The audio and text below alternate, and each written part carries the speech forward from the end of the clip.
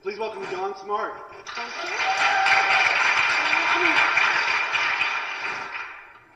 So what I'm passionate about is how evaluation brings us diversity, brings it through our work. And that's diversity in the broadest sense. People, topics, challenges, methods, all of them can come to us through our work. So my high sea adventure, as an example, what evaluator could not build in an observation on board a 60-foot schooner as part of the evaluation? I've worked with this tribe for about 6 years, and the chance to see them grow and do different projects with them has given me a different picture of what their lives are like, and they have definitely enriched mine. Seattle Works, a chance for an over 60s evaluator to work with very bright 20 and 30-somethings on civic engagement. And this theory of change is going to be in the new edition of the Logic Model Guidebook coming up.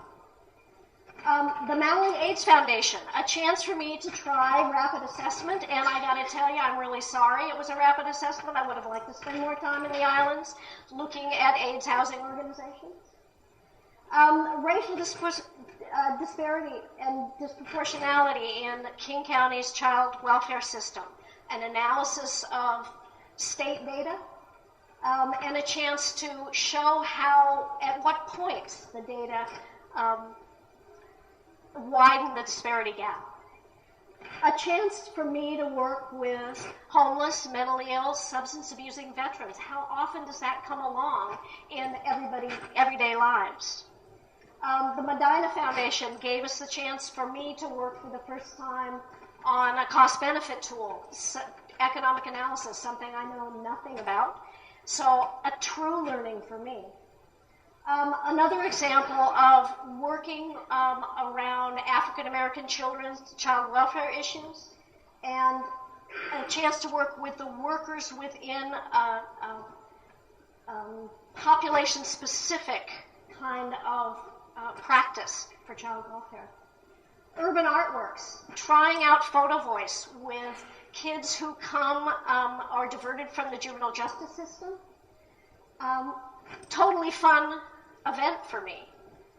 Alaska, I get to travel in my work, doing AIDS housing evaluations in Southeast Alaska, Anchorage, in the interior. I wanted to go up above the Arctic Circle, but they didn't have any projects up there.